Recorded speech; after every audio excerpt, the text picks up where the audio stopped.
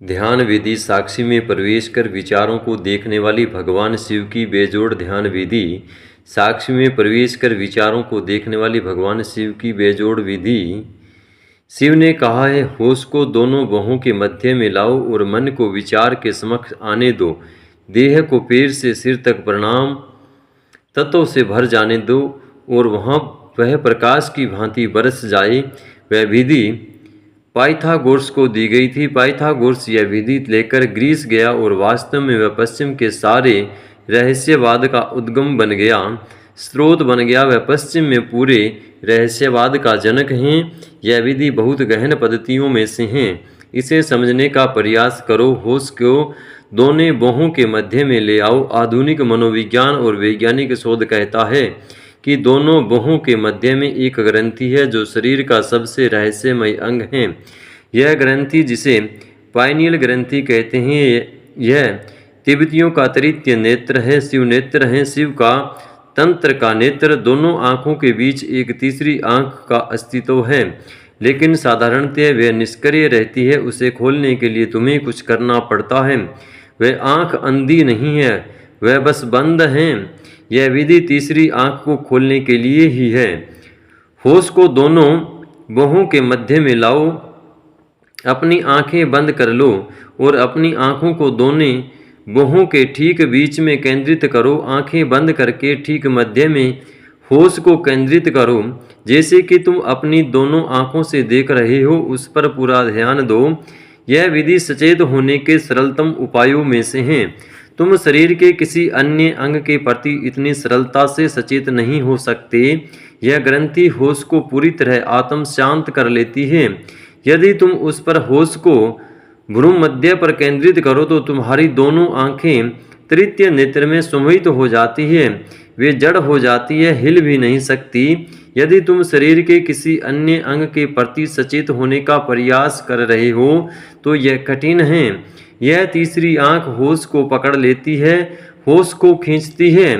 वह होश के लिए चुंबकी हैं। तो संसार भर की सभी पद्धतियों ने इसका उपयोग किया है। होश को साधने का यह सरलतम उपाय है, क्योंकि तुम ही होश को केंद्रित करने का प्रयास नहीं कर रहे हो। समय वह ग्रंथि भी तुम्हारी मदद करती है। वह चुंबकीय है। तुम्हारा होश बलपूर्वक उनकी ओर खींच लिया जाता है। वह आत्म शांत हो जाता है। तंत्र के प्राचीन ग्रंथों में कहा गया है कि होश तीसरी आँख का भोजन है। वह आँख भूखी है, जन्मों जन्मों से भूखी है। यदि तुम उस पर होश को लाओगे तो वह जीवित हो जाती है, उसे भोजन मिल जाता है। एक बार बस तुम इस कला को जान जाओ, तुम्हारा होश समय ग्रंथि द्वारा ही चुंबकीय ढंग से खींचता है, आकर्षित होता है। और फिर होश को कोई साधना, कोई कठिन बात नहीं है। व्यक्ति को बस ठीक बिंदु जान लेना होता है। तो बस अपनी आँखें बंद करो, दोनों आँखों को भ्रूण मध्य की ओर चले जाने दो और उस बिंदु को अनुभव करो। जब तुम उस बिंदु के समीप आओगे तो अचानक तुम्हारी आँख जड़ हो जाएगी। जब उन्हें हिलाना कठिन हो जाए तो जानना कि तुमने ठीक बिंदु को पकड़ लिया है। होश को दोनों बाहों के मध्य में लाओ और मन को विचार के समक्ष आने दो। यदि यह होश लग जाए तो पहली बार तुम्हें एक अद्भुत अनुभव होगा। पहली बार तुम विचारों को अपने सामने दौड़ता हुआ अनुभव करोगे। तुम साक्षी हो जाओगे। यह बिल्कुल फिल्म के पर्दे जैसा होता है। विचार दौड़ रहे हैं और तुम एक साक्षी हो। सामान्यतः तुम साक्षी नहीं होते, तुम विचारों के साथ एकात्मक हो। यदि क्रोध आता है तो तुम क्रोध ही हो जाते हो। कोई विचार उठता है तो तुम उसके साक्षी नहीं हो सकते। तुम विचार के साथ एक हो जाते हो, एकात्म हो जाते हो, इसके साथ ही चलने लगते हो। तुम एक विचार ही बन जाते हो। जब काम उठता है तो तुम काम की ही बन जाते हो। जब क्रोध उठता है तो तुम क्रोध ही बन जाते हो। जब लोभ बनता है तो तुम लोभ ही बन जाते हो। कोई चलता हुआ विचार और उनसे तुम्हारा तादात्म्य हो जाता है। विचार और तुम्हारे बीच में कोई अंतराल नहीं होता, लेकिन तृतीय नेत्र पर केंद्रित होकर तुम अचानक एक साक्षी हो जाते हो। तृतीय नेत्र के द्वारा तुम विचारों को ऐसे ही देख सकते हो जैसे कि आकाश में बादल दौड़ रहे हों अथवा सड़क पर लोग चल रहे हैं। साक्षी होने का प्रयास करो। जो भी हो रहा हो, साक्षी होने का प्रयास करो। तुम बीमार हो, तुम्हारा शरीर दुख रहा है और पीड़ित है, तुम दुखी और पीड़ित हो। जो भी हो रहा है समय का उससे तादात्म्य मत करो, साक्षी बने रहो, दृष्टया बने रहो। फिर यदि साक्षी तो संभव हो जाए तो तुम तृतीय नेत्र में केंद्रित हो जाओ।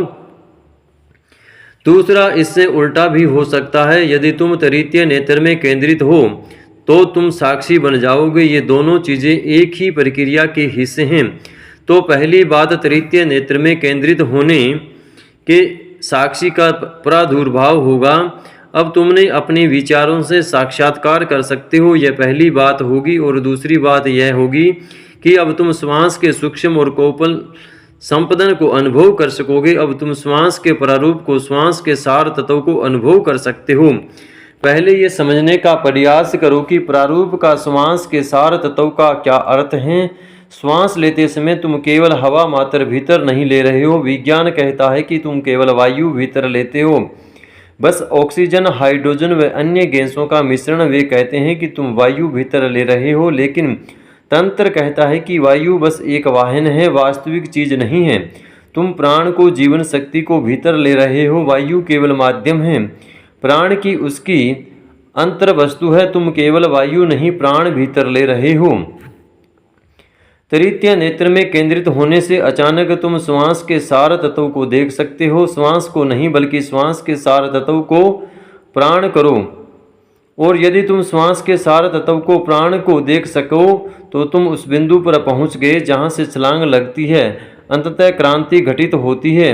ओशो के द्वारा बताई ये बातें अच्छी लगी हो तो चैनल को लाइक, शेयर और सब्सक्राइब जरूर करें।